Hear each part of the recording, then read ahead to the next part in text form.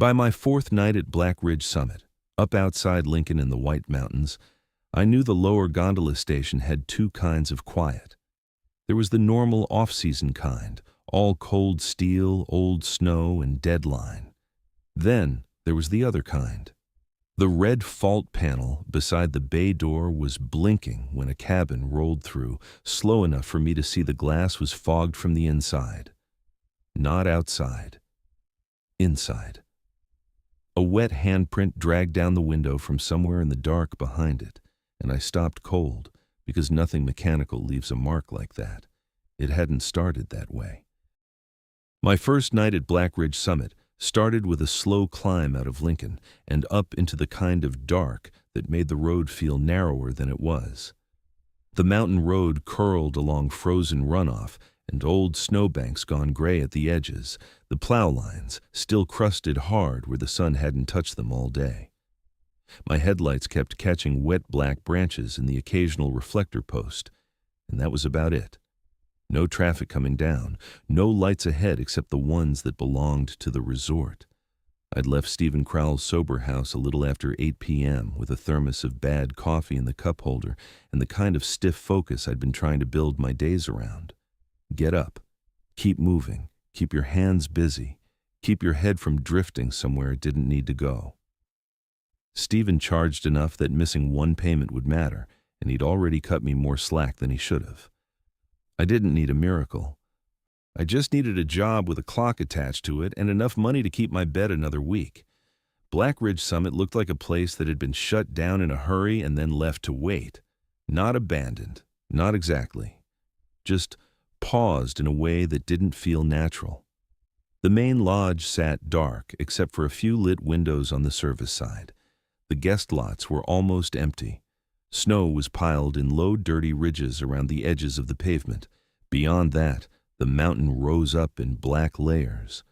And somewhere above all of it was the upper terminal I'd only seen on the property map they had handed me that afternoon. The lower station sat apart from the prettier parts of the resort, more steel and poured concrete than postcard mountain charm. A few exterior lights were on, a few weren't. The result was worse than darkness. It made the whole building look half shut, like pieces of it had already gone offline.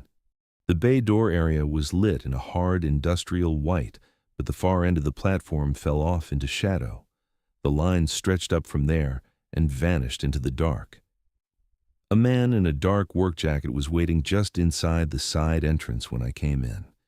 He had a clipboard under one arm and the look of somebody who'd rather already be somewhere else. "You're Mitch Avery?" he asked. I told him yeah, and he looked me over once like he was checking whether I matched the version of me he'd already decided on. "Night maintenance, lower station," he said. Then he walked me in past the control room window and the equipment racks, not wasting a step or a word.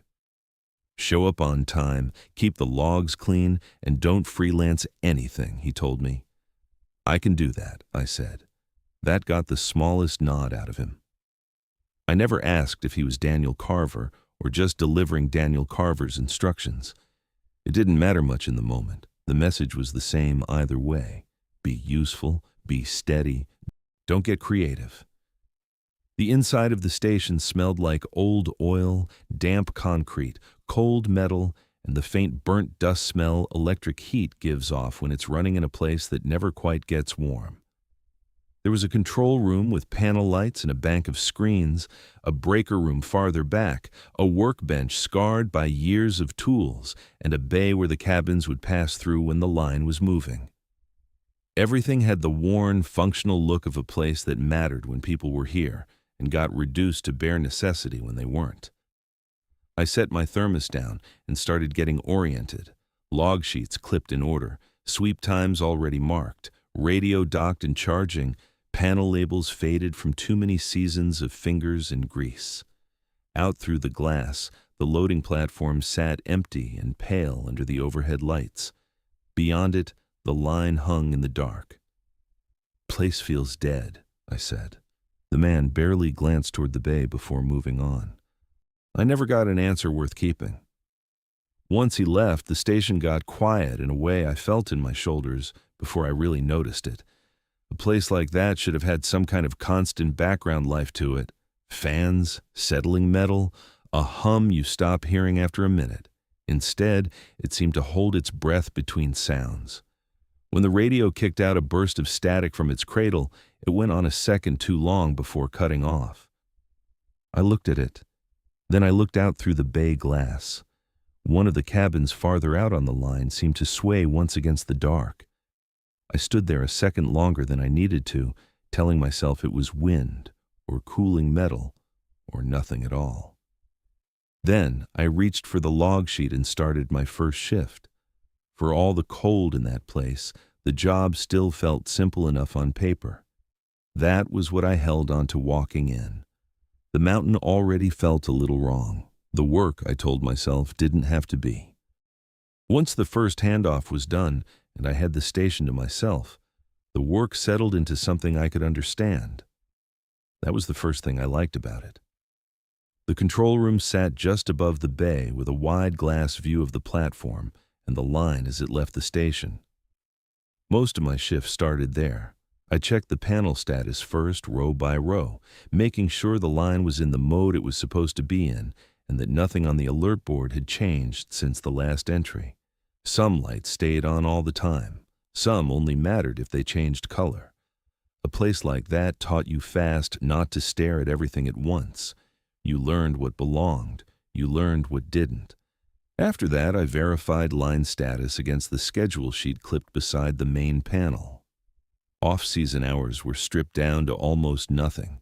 No public loading, no daytime traffic, just maintenance movement, scheduled sweeps, and system checks when they needed them. The line wasn't dead exactly. It still had a pulse. It just beat on paper now instead of for tourists. There was a radio check early in the shift and another one tied to the movement windows. That was where I first heard Sierra Boone. Her voice came through clear, a little flat the way voices always do over mountain radios, but steady enough to make the upper terminal feel like a real place and not just a black square on the property map. "Lower station, this is Sierra Boone. Wind steady, visibility clear," she said over the radio. "You copy?" she asked. "Copy that," I said. The weather came first, then visibility, then anything else. That was the order. It sounded small, but in a place built around checklists and timing, small things mattered. I looked at the radio in my hand a second longer than I meant to, and asked the question that had already started forming the first time I heard it. "You always do weather first?" I asked. "Always," she said over the radio. That was enough for me. I wrote the time of contact in the log, noted the conditions, and found myself already trusting the sound of her voice more than I should have. The rest of the routine had a rhythm to it. I walked the bay and checked the floor markings near the platform. I made sure the service gate was secured and the latch seated right. I checked the breaker room access and made sure nothing had been propped open or left unsecured. I watched the platform lights and the track through the bay where the cabins passed when the line moved. Then I went back into the control room and monitored the panel until the next scheduled task. It wasn't glamorous work. It was repetitive, cold, and quiet. That was part of why I thought I could do it. I'd learned the hard way that some people do better when their heads are left too open. I wasn't one of them. If I had a sheet in front of me, a time to write down, something to verify, something to check twice, I stayed where I was supposed to be. The more structure a shift had, the less room there was for the old drift. Stephen Crowell didn't talk like a counselor. He talked like a landlord with standards. Pay on time. Keep your room clean. Be where you say you'll be. That worked better on me than sympathy ever had. A little after 9 p.m., I checked my phone and saw a text from Lauren asking how the first night was going. I didn't answer right away. I looked at it, slid the phone back into my pocket, and finished logging the current panel status before I did anything else. Then I sent back that the place was quiet and the job seemed simple so far. That was mostly true. It was also the kind of sentence that helped me believe myself for another hour. The line moved during the first scheduled sweep, and that was when the station felt most alive. Not busy, just awake. The motor picked up in the walls before I felt it through the floor. The cabins started rolling through in their measured spacing, each one taking the same path through the bay and back out into the dark. I stood at the glass and counted along with the line display, then checked the count against the movement sheet once the sweep was done. That was one of the things they'd been most specific about earlier. Cabin count mattered. If the line moved, the number had to make sense when it stopped. The controls reflected that kind of thinking everywhere. There was no room built into the system for guessing. Movement had a start, a stop, a command, a confirmation. If a cabin stopped at the platform, it would be because somebody told it to. If the line count changed, there'd be a reason for it. Even the logs had their own discipline. Time, condition, status, initials, no storytelling, just facts. That should have made the place feel safer. Instead, it made the quiet stand out more. Every time the line stopped and the motor noise fell away, the station seemed to listen to itself. The heaters ticked. Somewhere in the wall, metal settled with a small, dry pop. Then, nothing. Once, standing in the bay after checking the service gate, I thought I caught movement farther out on the line after everything had already gone still. Just a cabin shifting once against the dark. I waited for it to happen again. It didn't. Back in the control room, the radio spat a little static and went silent. I wrote down the time of the first sweep. I checked the panel again. I checked the breaker room door again, even though I knew I'd checked it less than 20 minutes before. Checking something twice didn't mean I was slipping. It meant I was doing the job right. By the time the next movement window came up, I had the basic pattern of the place in my hands. Control room first, line status, radio check, bay inspection, alerts, logs, cabin count, gate, breaker room, then back around again. It was enough to keep me moving and enough to make the station feel less like a dead shell and more like a machine I could learn. That mattered, because if the work had stayed shapeless, I might have walked before the mountain gave me a reason to. Instead, by the end of that first stretch, I'd started to believe the job had edges I could hold on to. The station still felt too quiet. The line still seemed to disappear into too much dark. But the routine was real, and that was exactly what I needed. Calvin Rourke came in a little before the next scheduled sweep, and the first thing I noticed about him was that he moved like a man who knew exactly how much effort the station deserved and wasn't willing to give it 1 ounce more. He was older than the others I'd seen that night, lean without looking strong, wearing a dark insulated jacket with old grease worked into the cuffs and a knit cap pulled low enough to shadow his eyes. There was nothing theatrical about him, no haunted look, no mountain weirdo energy. He looked like what he was supposed to be, a tired maintenance man coming in to look over a quiet station and decide whether the new guy was going to be useful or a problem.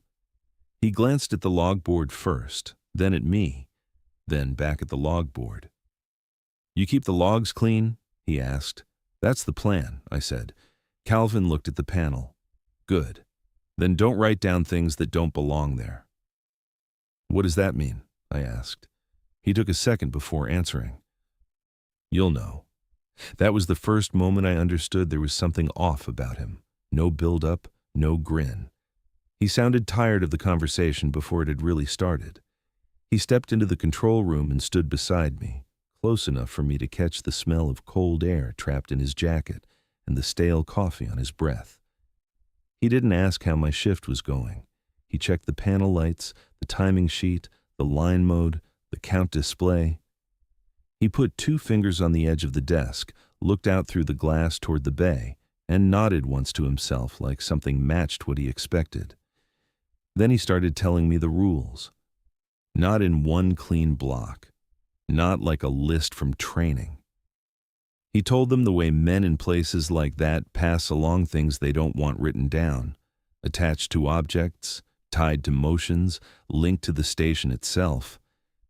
He started with the count display. When the system went through shutdown after a movement window, he told me, there were nights when the board would briefly show a full cabin count when it had no business doing that.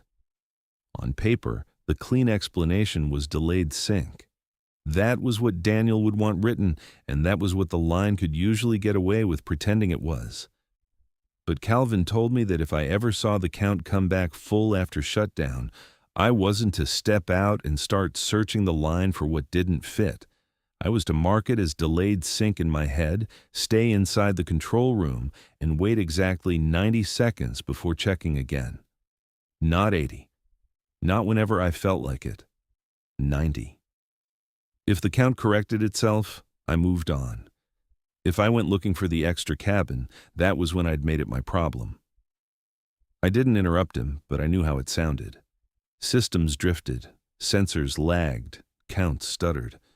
What I couldn't figure out was why he cared whether I looked out the window while it happened. He must have seen that much on me, because he didn't bother defending himself. He just moved on. The next rule came when his eyes shifted toward the bay. The platform was empty then, the overhead lights bleaching the concrete and the painted floor markings a dead industrial white. Beyond them, the track curved out into the dark where the line disappeared uphill. Calvin stood there looking at that empty space long enough for me to start wondering whether he'd heard something I hadn't. He looked toward the bay. If the glass is fogged from the inside, don't go near the door. That line landed harder than the rest because of how specific it was. Not frosted over, not covered by snow, fogged from the inside. He told me that if a cabin came through the bay like that, I was not to step up to it, not to wipe the glass, not to lean in trying to see whether there was somebody seated inside, and not to say the cabin number out loud. I was to let it pass through the station and keep my eyes on the floor markings until it cleared the platform. He didn't explain why saying the number mattered. He just said it like it did. I remember looking past him at the bay glass, then back at him, waiting for some trace that this was a joke that had gone on long enough. There wasn't one. He tapped the radio dock next. That was how I learned the weather call wasn't just habit. Sierra Boone always came over the radio in the same order. Weather first, visibility second, everything else after. Calvin said that if the upper terminal ever came through using my name before Sierra gave the weather code, I wasn't to answer. Didn't matter if the voice sounded exactly like hers. Didn't matter if it sounded urgent. I was to turn the volume down, count to 30, and wait. If Sierra called back in the right order, fine. If she didn't, I was not to call the upper station and ask what that first transmission had been. He said that part without looking at me, like he was repeating something to himself as much as to me. That was when I almost asked whether Daniel knew he was giving the new guy a mountain ghost story in the middle of shift. I didn't. The control room still looked the same panel lights, same glass, same clipped sheets and radio cradle. But after that, the radio didn't feel like just a radio anymore, and the bay didn't feel like just a bay. Calvin stepped out with me onto the platform after that and checked the service gate with one gloved hand. The latch was seated. The gate gave him a dull metal rattle when he tested it. He kept his hand there a second longer than he needed to. The fourth rule came there. If a cabin ever stopped at the platform without a stop command from the station, I wasn't to open the gate for any reason. Not if the doors lined up clean. Not if I thought there might be somebody inside. Not if I heard movement. I was to cut bay power, leave the platform lights on, and wait for the line to move it on by itself. If it stayed there longer than a full minute, I was to go to the breaker room and not look back through the bay windows on my way. He was calm when he said that. Calm enough to make the words feel heavier than if he'd whispered them. That was the first point where I started thinking about Daniel again, about whether the whole station had its own version of this conversation, and nobody bothered to warn you until you were already on the clock, about whether Gavin had gotten the same speech, about whether Sierra knew it was being repeated down here every time a new body got put on night shift. Then Calvin gave me the last one. He let that sit there. If 14 comes back after the last sweep, you don't log it. You don't open it. He said the number the way somebody says the name of a road after a bad wreck. Flat. Familiar. Final. He didn't need to explain what he meant by comes back. In a station built around schedules and counts and known movement windows, the phrase meant exactly what it sounded like. After the last scheduled sweep of the night, cabin 14 was not supposed to return through the lower bay. If it did, I was not to write it down, not to treat it as a valid movement, and not to touch that door. Wade Norwood came up only once, and even then Calvin didn't volunteer much. He just said the name while staring out toward the line, like he was checking whether the mountain still remembered it. Not who Wade had been, not what happened to him, just enough to tell me there was history behind the rules, and that history cost something. When he was done, the station went quiet again. Not ordinary quiet. Not to me anyway. Every object he'd put a rule on seemed to carry it now. The panel, the bay, the radio, the gate. I could still hear the routine of the place underneath all of it, the practical logic I'd started trusting an hour earlier. But now, something else sat beside that logic, close enough to touch it. I didn't believe Calvin completely. I'm not sure I believed even half of it. But I also knew, standing there with the bay lights washing the platform and the dark line running uphill into nothing, that I wasn't going to laugh it off either. That was what bothered me most. A story only has power if you can dismiss it and choose not to. Calvin hadn't told me a story. He'd told me what not to do, and every part of the station suddenly felt like it had been waiting for somebody to pass that along. After Calvin left me with the station again, I tried to fold everything he'd said into the same mental drawer I used for old equipment quirks and local superstition. Every place had some version of it, a thing people repeated because the building was old, or somebody once got hurt, or nobody wanted to admit they didn't fully understand the systems they worked around. Once I started moving again, checking the panel, checking the bay, checking the time against the next line movement, I could almost feel the ordinary shape of the job returning. Almost. The next scheduled sweep went the way it was supposed to. The motor came on low in the walls first, then built into a vibration I could feel through the soles of my boots. The cabins started moving again in their measured spacing, coming through the lower bay and swinging out toward the mountain one after another with the same mechanical patience they'd had earlier. I stood in the control room with the log sheet in front of me and watched the count display while the line did what the schedule said it would do. Nothing dramatic, nothing wrong. Just a system doing exactly what it had been told. When the sweep ended, the line eased down and settled into shutdown. The sound bled out of the room in layers until all I had left was the soft electrical hum from the panel and the heater ticking somewhere behind me. That was when the count display flashed. It wasn't a big event. No alarm, no fault tone, just the cabin count settling where it should have, then bumping up to full as if the line still held every cabin in all the right places, and none of them had any business being anywhere else. It was so quick and so clean, it almost would have been easier if the panel had glitched ugly. Instead, it looked confident. I stared at it and felt Calvin's voice come back so clearly it was like he'd never left the room. If the count came back full after shutdown, don't go looking for the extra one. Stay inside. Wait exactly 90 seconds. My first instinct was the obvious one. Step out. Look up the line. Confirm it with my own eyes.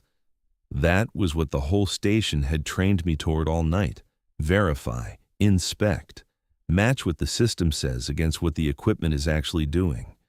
What bothered me wasn't that the count was wrong. It was how easy it felt to follow the wrong instinct because it still felt professional. Come on, I said. I put one hand on the edge of the desk and looked at the clock instead of the bay. The seconds crawled. I counted them once in my head and then again because I stopped trusting that I'd started on the right number. 10, 20, 30. The panel stayed exactly the same. Somewhere outside the control room, The station gave a small metal pop as it cooled. 40, 50, 60. I could feel the pull of the bay even without looking at it. That was the part I hated. Not fear, exactly. More like curiosity with a bad smell on it. The sense that if I just leaned out and checked the line, this whole thing would collapse into something ordinary. At 80 seconds, the radio cracked alive hard enough to make me flinch. "Lower, you still with me?" Sierra said over the radio.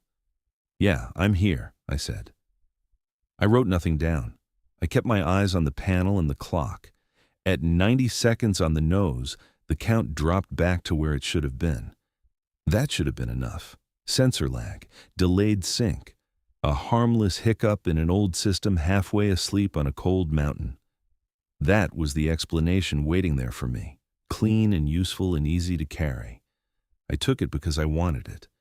I even logged the shutdown timing with a steadier hand than I felt, like if my handwriting stayed normal, the rest of me would follow. Still, I didn't love how the station felt after that.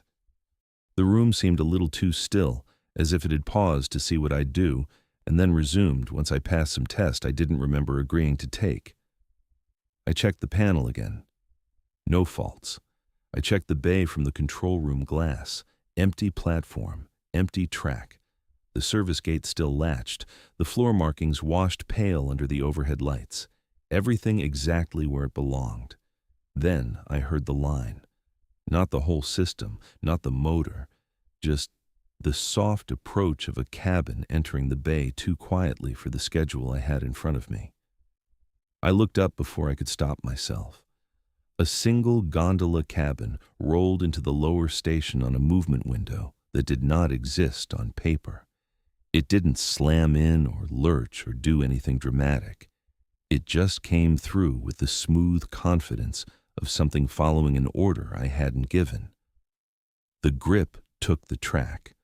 The cabin drifted into the white light over the platform. The glass was fogged, not rimmed with cold, not misted from weather blowing across it, fogged from the inside in a dense pale film that turned the cabin into a dim shape with no depth to it. For half a second, I thought it might be a trick of the lights. Then, the cabin moved a little farther into the bay, and the fog held exactly where it was, thickest at head height, as if warm breath had lived in that sealed space for longer than it should have. My body reacted before my brain caught up. I took a step toward the door. Then, Calvin's rule hit me so hard it felt physical. If the glass is fogged from the inside, don't go near the door. Don't wipe it. Don't say the cabin number out loud. The number plate on the side of the cabin came into view as it drifted along the platform. I saw the first digit. My mouth was already starting to shape the rest. "No," I said. I stopped where I was, maybe 2 strides closer to the bay than I should have been. The cabin kept moving, slow enough to make me feel watched, slow enough to make the gap between instinct and choice feel ugly. I could have gone nearer. I could have wiped the glass with the back of my sleeve and ended the whole question one way or the other.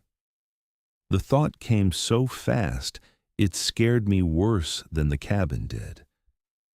"Don't," I said under my breath. I dropped my eyes to the floor markings just like Calvin had told me, the painted alignment lines and the worn concrete seams and the dark, damp edge where tracked-in snow had melted earlier in the night. The platform lights hummed overhead. The cabin moved past me close enough that I could hear the soft mechanical whisper of it leaving the bay. I kept my gaze down until the sound changed and the line carried it back out into the dark. Only then did I look up. The platform was empty again. Nothing had burst out. Nothing had pounded the door. No handprint appeared this time. No face at the glass. No clean proof I could carry to another person and put in their hands. Just a wrong count that had corrected itself after 90 seconds, and a cabin that had come through the station with warm fog on the inside of cold glass. I stood there long enough to feel stupid and afraid at the same time. That was the worst combination. It left you wanting to laugh at yourself and run at the same time. I went back into the control room, checked the panel, checked the movement sheet, checked the count, and found everything in order. The line looked normal again. The station looked normal again. That was almost enough to make me doubt what I'd just seen. Almost. Because whatever Calvin had handed me an hour earlier no longer felt like a tired old man's pile of mountain nonsense. I still didn't understand it. I still didn't believe all of it. But for the first time that night, I understood that the rules matched something real in the station, and that made them worse. I went back the second night, because there wasn't a version of my life where I could afford not to. I left Stephen Crowell's place a little before 8 p.m. again, took the same dark climb out of Lincoln, and drove back up with the mountain already feeling less friendly than it had the night before. A bed in a sober house only stays your bed if you keep paying for it, and jobs like that don't wait around while you decide whether a place makes you uneasy. I told myself I'd had one strange count, one wrong cabin, and one conversation with a tired old maintenance man who might have spent too many winters listening to a half-dead station breathe at night. If I walked because of that, I wouldn't just be walking from Black Ridge Summit. I'd be walking from structure, from a paycheck, from the one thing I'd found in months that kept my hands and head pointed the same direction. The lower station looked almost exactly the same as it had the night before. Same weak exterior lights, same black line climbing into the mountain, same service side glow around the bay and the control room windows. That sameness should have helped. It should have made the first night feel like an outlier. Instead, it sharpened it. A thing only gets worse once you realize it can happen inside ordinary surroundings and not just under special conditions. Inside, the station smelled the same too. Cold metal, old dust warming under electric heat, concrete holding onto damp. I hung my jacket, set down my thermos, and started the routine before I let myself think too much. Control room first, panel status, sweep schedule, service gate check, breaker room access, logboard, radio cradle, everything where it belonged, everything asking to be treated like a place that still obeyed ordinary rules. There was a text from Lauren waiting on my phone, just a simple check-in asking whether the new job still seemed decent. I looked at it for a second, then put the phone face down beside the log sheet without answering. I didn't want to write back that I'd spent the better part of my first shift trying not to watch a cabin with fogged glass from the inside. I didn't want to turn something half-formed into language before I understood whether it deserved language. Saying a thing too early can make it real in the wrong way. The beginning of the shift held together better than I expected. The panel stayed clean. The first checks were routine. I got through the bay inspection, verified the latch on the service gate, checked the breaker room door, and came back to the control room with enough ordinary work in my hands to start trusting the station a little again. That was what the place kept doing. It would act wrong just long enough to pull something loose, then go still again until I felt stupid for letting it get under my skin. I heard Gavin Stroud before I properly met him. He came in through the side corridor with a tool pouch over one shoulder and a half-drunk coffee tucked under one arm, younger than Calvin by at least 15 years, and carrying himself like a man who had spent too much time around people asking the wrong questions. He wasn't sloppy. He wasn't dramatic. He just had that shut-down look some guys get when they have already decided how much of themselves the job is getting, and it isn't much. He checked something at the workbench, glanced toward me, then toward the control room glass. I asked if he'd been on nights before. He said yes without offering anything else.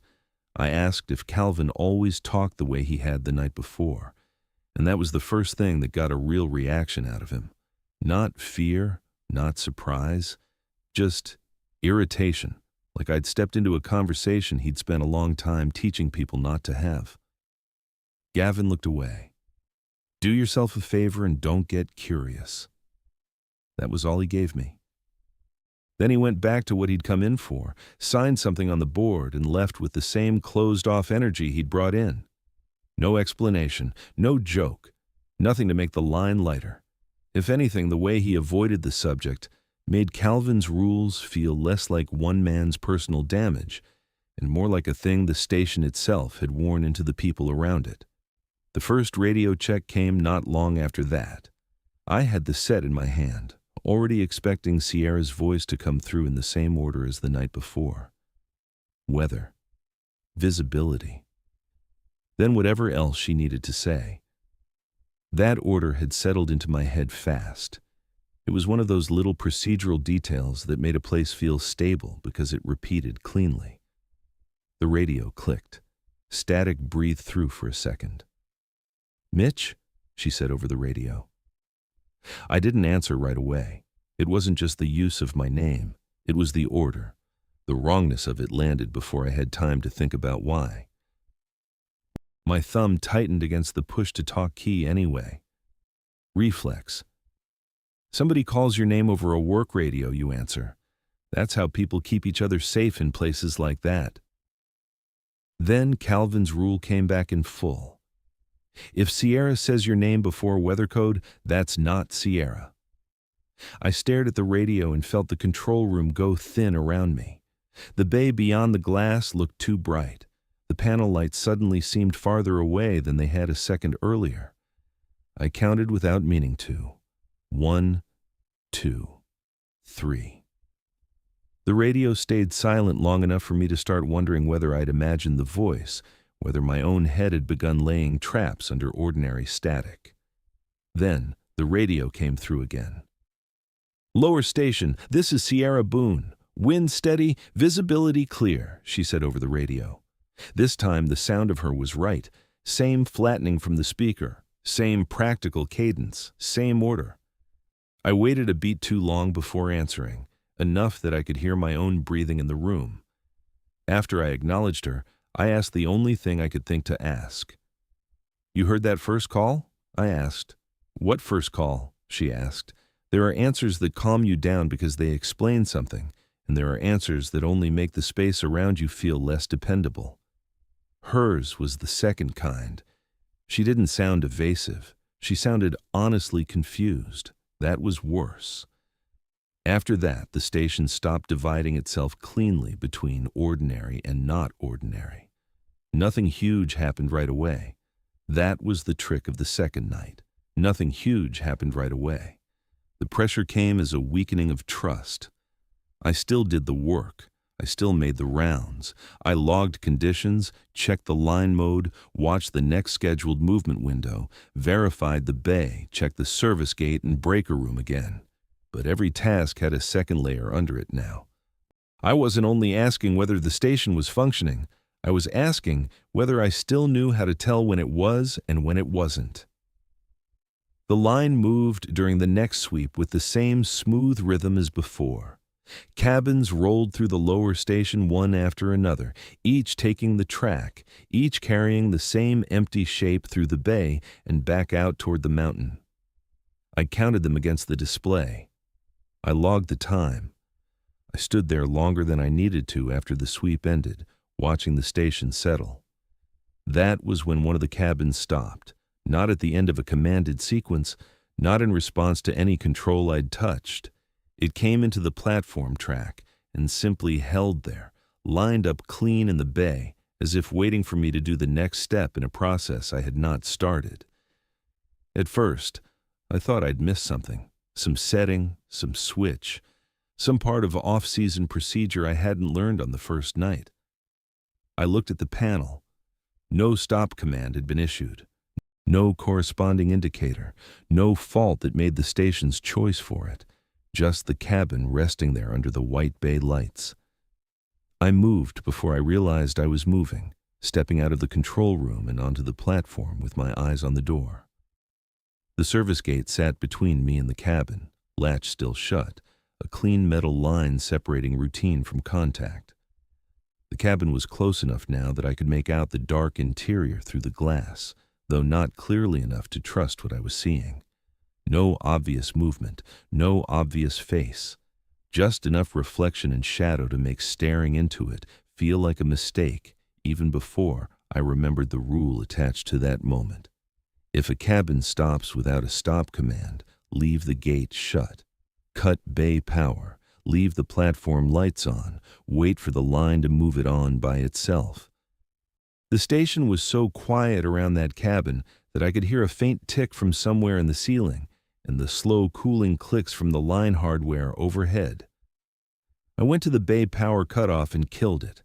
One part of the station died immediately with a low electrical drop in the walls, but the platform lights stayed on, bleaching the concrete in the side of the cabin a color that made everything look colder than it was. Then I waited. A minute doesn't sound long until you spend one standing in a gondola bay with a cabin that is stopped for no reason and a locked gate between you and the door. I kept my eyes on the center of the cabin instead of the glass.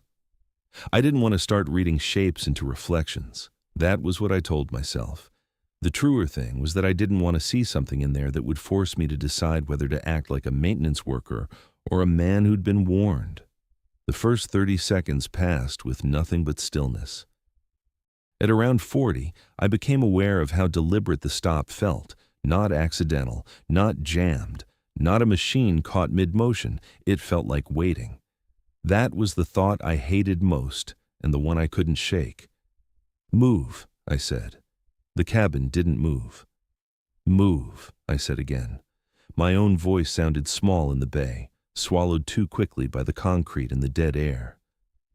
I checked the panel through the control room glass without turning my back fully on the platform. Nothing changed, no command, no fault, no reason. The full minute dragged out and passed. Calvin had said that if it stayed longer than that, I was to go to the breaker room and not look back through the bay windows on the way. That was the part my body resisted hardest. Turning away from something that had your attention felt wrong on a basic level. Every bad instinct in me said that if I walked away, that would be the moment it changed or opened or gave me the one piece of proof I needed. I made myself move. I kept my eyes low on the painted floor lines and the edge of the workbench and the breaker room doorframe as I crossed the station. I was halfway there when the line gave a soft mechanical catch behind me, the kind of sound a cabin makes when motion returns to a system that had been holding itself too still. I stopped, not fully, but enough to know I'd heard it. Then I kept going. By the time I let myself look again, the cabin was no longer resting at the platform. It was moving out of the bay and back into the dark, smooth as anything else on the line. I stood there with one hand on the breaker room handle and understood something I hadn't wanted to admit since I'd come back up the mountain that night. The lower station wasn't empty in the way I'd first imagined. Empty meant dead, and dead things don't pause to see whether you'll answer them. By the end of night 2, I still couldn't say what was on that line, but I no longer thought I was alone with machinery. By the third night, the drive up from Lincoln no longer felt like a commute. I didn't like that thought, and I didn't let it stay in my head long, but it was there all the same. I was more tired than I should have been after 2 nights of mostly sitting in a control room and walking short rounds through a maintenance station. That was part of what bothered me. The job itself wasn't hard in the way roofing was hard, or warehouse work, or unloading trucks in winter. It was the kind of tired that comes from staying braced too long. My shoulders had been up around my neck since the second radio call the night before, and even after a shower and a few hours in bed at Stephen Crowell's place, they hadn't really come down. Stephen noticed it when I came through the kitchen before leaving. He didn't ask questions. He just looked at me over his coffee mug and took in the stiffness around my eyes. For a second, I had the ugly temptation to stay right there, call the station, tell them I was sick, tell them anything. But that kind of thinking had teeth on it. A skipped shift becomes 2. 2 becomes a week of excuses. I knew that road too well to pretend I couldn't see it. So I went. Black Ridge Summit was even deader on the third night than it had felt on the first 2. There'd been wind during the day, enough to sweep the road shoulders clean in some places and stack dirty drifts in others. The mountain air had that sharpened edge it gets when the temperature drops after dark and the snowmelt starts to lock up again. The whole drive, I kept telling myself I was going up there for answers, not proof. Not because I wanted some impossible thing confirmed, just answers that would let me put what I'd seen into a shape I could work with. Daniel Carver was in the station when I got there, standing by the control room desk with a pen in one hand and the logboard in the other. He had the same efficient, closed-off look I remembered from the first night. If the station bothered him after dark, he didn't show it. I didn't waste time easing into it. The second I set my bag down, I asked him about the stops, the count drift, the radio issue, all of it without saying the word all of it. I kept it as practical as I could. Equipment behavior, communication irregularities, a cabin movement that didn't match command input. Daniel listened without interrupting. Then he put the pen down. "You got a problem. Write it up," Daniel said. "I'm writing up what I can't explain," I told him. Daniel looked at me. "Then leave out the part you can't explain." That was the whole answer. It hit me harder than a denial would have. If he'd laughed it off, I could have filed him under management nonsense and moved on. If he'd admitted there were known issues, at least I'd have been standing on something. Instead, he gave me the kind of answer people give when they want the paper trail to stay clean more than they want the truth to stay useful. It told me he didn't want certain things written down, and places only get that way when something has already cost them before. He went over the panel status, made a note about a daytime inspection window for later in the week, told me the upper terminal was running a little thin that night because of staffing, and left before full dark settled over the bay. Not in a hurry, not nervous, just done with me. Once he was gone, the station felt larger in a bad way. I started the routine anyway. Control room, line status, service gate, breaker room, logs, radio, the same order as before. I clung to it more tightly now, not because I trusted the system more, but because I trusted myself less once the station went quiet. Structure kept my head from slipping sideways. It gave me somewhere to put my hands. The first radio call from upper terminal came later than it had on the previous nights, and with more static under it. Sierra's voice was still Sierra's voice, but it sounded farther away than it should have, as if she were speaking from the far side of a bad tunnel instead of one station up the mountain.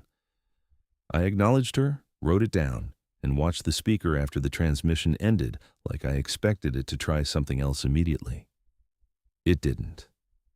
That almost made me feel worse. I saw Gavin Stroud about an hour into the shift. He came in through the backside of the maintenance corridor again, this time carrying a small parts box and moving with the same annoyed self-containment as before. He kept his jacket on while he checked the bench and signed something at the board. He looked tired too, but his kind of tired sat lower, deeper, like it had been around a while and settled in. I watched him long enough that he finally noticed I was waiting for a chance to speak. "You ever hear the name Wade Norwood?" I asked. Gavin went quiet. "Don't go digging that up on night shift." "Was he real?" I asked. "Real enough," he said. That should have been nothing. A name, a warning, 4 words. But the way he said real enough hit harder than a full story would have. It told me Wade wasn't just some loose station myth Calvin liked dragging out when a new guy came through. He was part of the place in a way that still had weight. It also told me Gavin had either seen enough to believe the rules or seen enough happen after they were broken to stop arguing with them. I pushed once more, quieter this time, asking if Wade had been the first. Gavin didn't answer that. He just picked up the parts box again and left the station with his shoulders locked hard, like even standing too long inside the lower bay after dark made him feel stupid. By then I was running on less certainty than I'd had at the start of the shift, not more. Daniel had given me paperwork language where I wanted facts. Gavin had confirmed Wade without giving me any useful shape to him. Sierra's radio check had come in thin and unreliable. The one thing the night still had going for it was routine. So I leaned into that again. It was all I had. The scheduled sweep started clean. Motor noise rose through the station walls. Cabins rolled through the bay in their measured spacing. I checked the count against the display, and the display against the movement sheet. The system gave me exactly what it was supposed to for several straight minutes, and that should have calmed me down. Instead, I found myself waiting for the part where it would stop pretending. The radio clicked again just after shutdown, but this time Sierra's voice came through chopped, the words dragged thin by static until they were nearly lost in it. I picked up the handset and listened through the noise. "Say the weather code," I said. I didn't get an answer, not right away. Just static, then a clipped fragment of breath, then silence. That unsettled me more than the wrong order call from the second night had. A bad imitation at least told me what game was being played. This felt like something interfering in both directions at once. Maybe Sierra was there and couldn't get through clearly. Maybe she wasn't. Maybe I'd started needing proof from the radio in a way no simple maintenance job ever should have asked of me. I wrote nothing down. 10 minutes later, I saw the cabin. It didn't stop at first. It just came in too slow. The line was technically live, but the movement had thinned out to a state where each cabin passing the bay felt overexposed under the white platform lights. This one entered the lower station carrying a drag to it, not enough to trip an immediate panel alert, just enough that I felt it in my chest before I had a word for it. The grip took the track. The cabin slid forward. Then it lingered at the platform longer than it should have, not still enough to count as a true stop, but not moving clean either. I should have treated that hesitation like danger and stepped back into the control room. Instead, I stayed engaged too long. That was my mistake. I took one step toward the bay glass and then another, trying to read the cabin through the reflections in the glare. I wanted something definite, fog, a shape, a reason, anything that would let me tell myself I wasn't building a whole structure of fear around timing errors and half-heard voices. The platform lights reflected off the curved glass hard enough that for a second I mostly saw the station superimposed over the cabin, my own outline, the pale rectangle of the control room, the ghost of the panel lights behind me. Then the angle shifted. The cabin wasn't empty. I didn't get a face. I didn't get a body. What I got was worse for being smaller. A hand resting where no hand should have been, high against the inside of the door glass, fingers spread as if it had been there a while. Not slamming, not pounding, just waiting. I should have turned then. Instead, I looked back through the bay windows as the cabin edged forward again. And that was the second mistake folded inside the first. Calvin had said not to do that if a cabin lingered. He hadn't said why. Standing there on the platform, I learned at least part of the reason. The farther the cabin moved into the dark beyond the lit section of the bay, the more the glass stopped reflecting me and started acting like a window.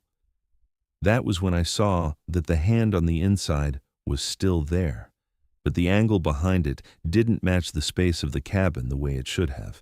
There was too much depth, too much dark behind it. My stomach dropped so hard it felt like missing a stair in the dark. The cabin cleared the platform and went on. No slam, no alarm, no dramatic release. Just the line taking it back uphill like nothing had happened. But something had. The station didn't feel like a machine with a problem anymore. It felt like a border that had started giving under pressure. That was the real escalation of the third night. Not louder sounds, not bigger scares. Just the growing certainty that the rules weren't there to make the job manageable. They were there to keep something from making it all the way through the lower station and into the part of the mountain where people still thought walls and doors meant what they usually mean. By the time the line went quiet again, I understood that much. And once I understood it, the station was never empty again. By the start of the fourth night, I was running on the kind of control that only works as long as nobody touches it. I hadn't slept much after the third shift. Every time I got close, I saw that hand again, resting against the inside of the gondola glass like it had nowhere else to be. It wasn't even the worst thing I'd seen in my life. That was part of what made it stick. It was too small, too calm. My brain kept trying to make it ordinary, and failing. I sat on the edge of the bed at Stephen Crowell's place before I left and tried to think like a practical man. Quit the job. Leave the mountain. Tell myself I'd only been there 3 nights and didn't owe Black Ridge Summit anything.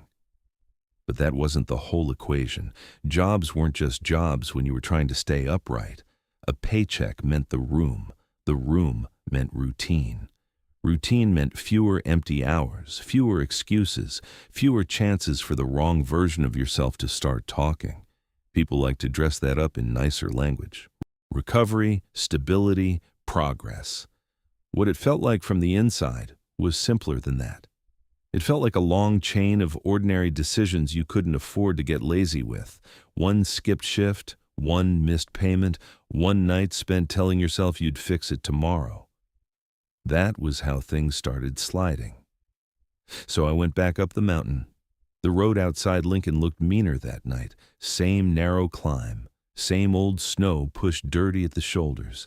Same frozen runoff shining in the headlights where the pavement bent along the dark.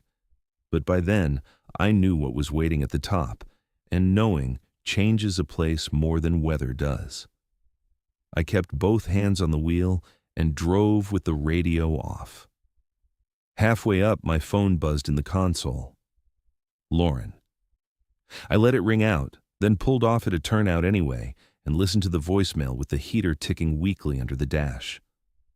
"Just stay steady, Mitch," Lauren said. "That's all you have to do." That was my sister exactly. No speech, no big emotional reach. Just one clean sentence she thought I could carry. She always knew that if she said too much, I'd hear pressure where she meant love. I listened to it twice, saved it, and set the phone face down beside me. For a minute I just sat there with my headlights cutting across frozen brush and dirty snow, listening to my own breathing and that one sentence repeating in my head. Stay steady. By the time I reached Black Ridge Summit, I understood that was the whole night. The lower station looked the same as it always did. A few hard white lights around the bay, the rest of the building falling off into dark, the line rising black into the mountain. Nothing about it looked haunted. That was what made the place dangerous. It still looked like a work site, a station, a building where the right sequence of actions should have meant something. Inside, the air smelled like old concrete, cold metal, machine oil, and electric heat that never quite beat the chill. I started my checks in the same order I always did now. Control room first, panel status, sweep timing, bay inspection, service gate, breaker room, radio cradle. I moved slower than I had on the earlier nights, not because I was unsure of the routine, but because routine was the only thing I trusted. For a while, the station gave me nothing. That almost made it worse. I logged conditions, checked the line mode, reviewed the next movement window, and stood in the control room with the mountains spread black beyond the glass. The heaters ticked. Somewhere inside the wall, a relay clicked. The radio sat quiet in its cradle. I found myself listening for my own name anyway. Then the speaker cracked softly with a burst of static. Not a full transmission, just enough sound to pull my attention toward it. Under the static, I heard the shape of Lauren's voice. Not the words, not clearly, just the cadence, the same careful rise and drop she used when she was trying not to crowd me. I turned toward the radio before I realized I was moving. The sound cut off at once, leaving the room so quiet that my own pulse felt loud. I stood there for a second and told myself exactly what a sensible person would tell himself. Lack of sleep, bad speaker, pattern recognition, a tired brain hearing familiar shapes and garbage noise because that was what tired brains did. I even believed it for maybe half a minute. Then I heard my name. Mitch, a voice from the station said, "Mitch." I didn't answer. It didn't sound like it came from the radio this time. It sounded like it came from somewhere just outside the control room, low and close enough that I couldn't pin it down. The corridor. The bay. The concrete throwing sound back at me wrong. I kept my hands on the desk and stared at the panel instead of turning toward the glass. That was when I understood that fear wasn't the point anymore. Up to then, everything had still fit into the language of the job. Wrong count, wrong call order, wrong stop, wrong cabin. Even when it got close, I was still trying to classify it, still trying to treat it like a dangerous mechanical problem with rules attached. But hearing Lauren's cadence where it didn't belong changed the shape of it. Because that wasn't a station problem. That was personal. The voice came again, softer now, and there was something else inside it, another rhythm, another old familiarity I hated as soon as I recognized it. Rick Danner used to talk like bad decisions were favors, like he was helping you breathe easier for one night, like one compromise didn't mean anything about who you were. I hadn't heard his voice in a long time, but there it was now, braided into the almost Lauren sound, just enough to make my skin tighten along the back of my neck. "Don't do that," I said. The station answered with silence. That was the worst part. It didn't push too hard. It didn't become theatrical. It just stayed close enough to let my own memory do some of the work. That was how temptation always sounded when it wanted to pass for concern. Familiar. Reasonable. Just gentle enough to make you want to lean toward it. I left the control room because standing still had started to feel like participating. The corridor was empty. The workbench was unchanged. The breaker room door sat shut. Everything looked exactly like it should have. Then I passed the bay windows and heard it again from the platform side, close enough this time that I stopped cold. Mitch. Not loud, not desperate, almost patient. "Not with her voice," I said. My own voice sounded thin in the station, stretched too tight. Nothing answered after that. No pleading, no threat. Just the hum of the lights and the dead stillness of the bay. And standing there, I finally understood what the thing on the line wanted. It wasn't trying to frighten me into running. It was trying to get me to agree to the next step, to answer, to step closer, to treat what came through that station like it belonged to the ordinary world of concern and procedure and human help. By the time I went back into the control room and put both hands on the desk to steady them, I knew the worst part wasn't that it knew my name. It was that it knew the voices I might open a door for. After the station used Lauren's voice, I stopped thinking of the rules as instructions for surviving strange equipment behavior and started treating them like parts of a mechanism I still didn't fully understand. Up to then, I'd still been trying to sort everything into categories a sensible man could live with. The count glitch could be delayed sync. The wrong radio call could be interference. The cabin that stopped at the platform could be some ugly off-season fault nobody wanted to document because it meant expensive downtime. Even the hand at the glass could be folded into a story if you were tired enough and wanted badly enough to stay practical. Reflection, angle, stress, anything. But once the station reached for me with a voice it had no right to have, the pattern got harder to lie about. I went back over everything from the beginning while I stood in the control room with the bay lights washing the platform outside. The false full count after shutdown. The exact 90-second correction. The cabin with fogged glass from the inside. The radio using my name before the weather code. The unauthorized stop at the platform. The lingering cabin that had seemed to wait for me to do something. The almost voices. The way every wrong thing had one feature in common. It wasn't enough by itself. It always needed something from me. That was the thread running through all of it. The count came back wrong, but nothing happened if I stayed inside and didn't go looking for the extra cabin. The fogged glass passed through the bay, but it only became a direct problem if I stepped up to the door and treated it like something I was supposed to inspect.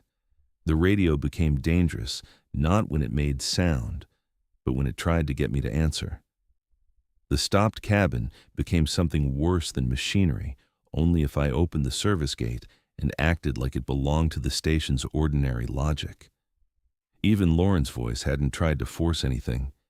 It had tried to draw me into agreeing.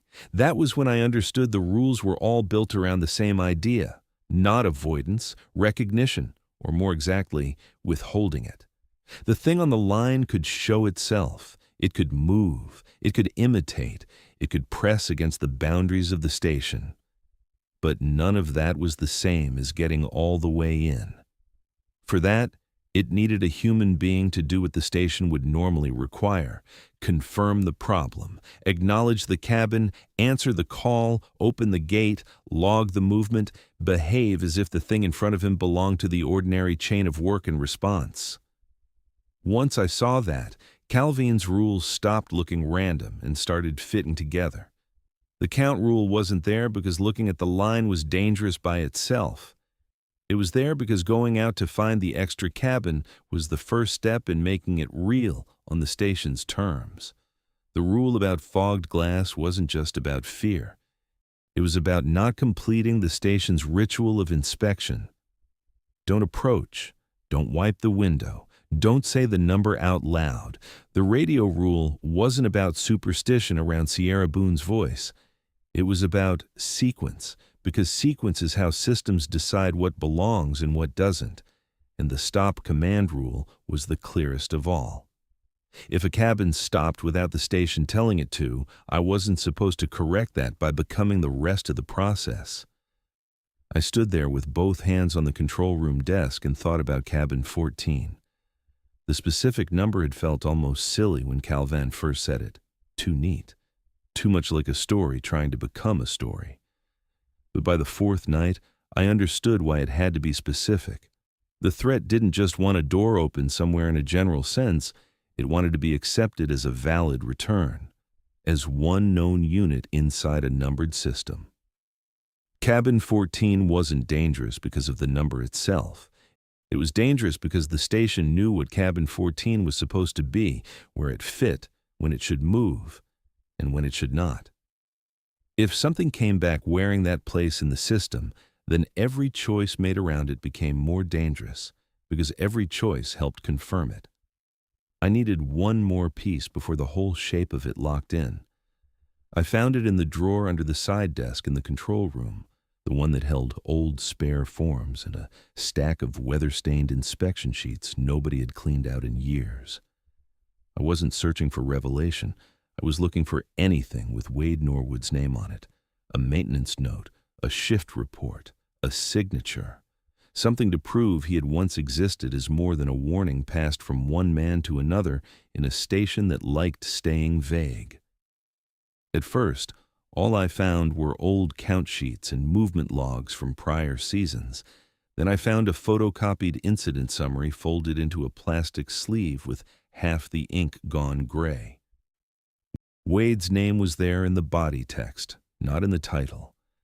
That told me what Daniel and the rest of management thought of him now. Not a subject, just a detail inside a cleaned-up event. The report language was dry enough to make a man disappear inside it.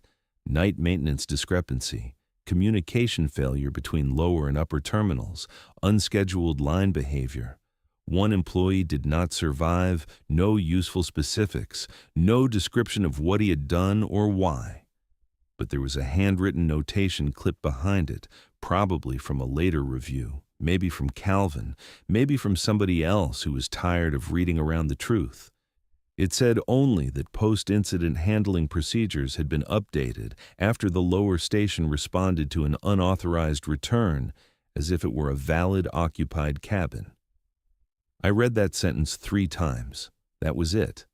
Not a haunting, not folklore, not a curse in the theatrical sense, a return, unauthorized, responded to as valid. That was enough. Wade hadn't died, and then caused the rules to exist. The rules existed because something had returned through the station before, and somebody had completed the process instead of refusing it. Wade was the one who paid for that failure, or the one who made it. Maybe both. I thought of Gavin's face when I said Wade's name. Wade opened for it? I asked. Gavin swallowed. Close enough. At the time, I'd taken that as evasion, standing in the control room with that faded paperwork in my hand. I heard it differently. Close enough because maybe Wade himself hadn't literally unlatched the gate. Maybe somebody else had answered the wrong call, logged the wrong movement, or treated the return like a rescue instead of a warning. Maybe Wade had simply been the one left closest when the station finished behaving like it had been told to behave. The exact sequence no longer mattered as much as the pattern. The station was built to respond to valid things. If you let the wrong thing appear valid, the station helped it. That was the real horror of it. Not that the line held something impossible, but that it was trying to enter through systems built for care, procedure, and ordinary responsibility. You didn't beat it by fighting harder. You beat it by refusing to let your own training complete the wrong sequence. That was what Calvin had been trying to say from the start, though I hadn't been ready to hear it. I could remember him standing in the control room, looking at the panel, tired in the way only long experience makes a man tired. Calvin had said, "It can't come in unless you let the station believe it belongs there." "The station?" I'd asked. "You," he said. Then later, quieter than the rest, almost like he was ashamed of how simple the truth sounded once spoken aloud, he'd added what the whole night had been building toward. "It needs permission," he said quietly. The station didn't have a mind. It had a structure, a sequence, a set of responses. But I was the living part of that system now. My eyes, my voice, my hand on the radio, my hand on the gate, my decision to log or not log what came through that bay. The lock wasn't mechanical, not completely. The lock was procedural, and procedure meant a human being had to carry it. Outside the control room glass, the bay sat empty under the lights. The platform looked clean. The service gate was still latched. The line disappeared uphill into blackness, carrying whatever it carried. By then I knew what Cabin 14 really was in the logic of the mountain. Not a random haunted car, not a memory, not Wade Norwood himself. It was the shape the threat used when it wanted the lower station to finish the job for it. The count, the fogged glass, the radio, the stop at the platform, the voices. They were all methods of pressure aimed at one end. Get the man on shift to behave as if the return is legitimate. Once I understood that, the rules stopped sounding like superstition. They were a lock, and I was the last part of it. The last scheduled sweep of the fourth night started clean. That was what made it bad. By then I knew enough to fear the moments when Black Ridge Summit still looked like a functioning station. The motor came on in the walls. The cabins moved through the lower bay in their measured spacing. The panel lights stayed where they should. The count matched during movement. If somebody had walked in right then, they would have seen nothing but a quiet off-season gondola station doing exactly what it was built to do. I stood in the control room with the log sheet in front of me and didn't write a thing I wasn't sure of. My pen stayed in my hand, ready, but still. I kept my eyes moving the way they were supposed to. Count display, movement timer, bay track, service gate, back to the panel. The routine had become less like comfort and more like a railing over a drop. I held it anyway. When the sweep ended, the line eased back toward shutdown. Then the count display stepped wrong, not wild, not enough to trigger a visible alarm, just that same clean, familiar lie I'd seen before. The count returned full when it should not have, a neat, confident correction that didn't belong to the station at all. I didn't move. I looked at the clock. 90 seconds. That was what Rule 1 had always really been about, not the count itself. The refusal to go find the extra thing and make it part of the night. At 15 seconds, the radio clicked. "Mitch?" My thumb tightened against the edge of the desk. That was the oldest reflex in me by then. Hear your name? Answer. Somebody might need something. Somebody might need help. That was what the station had been working on all night. I picked up the radio but didn't key it. "Say the code," I said. Nothing answered the way Sierra always did. There was static, low and breathing, and underneath it something that might have been a voice trying to build itself out of familiar pieces. I turned the radio volume down without looking away from the bay. 30 seconds, 40, 50. The count was still wrong. At 63 seconds, I heard the line.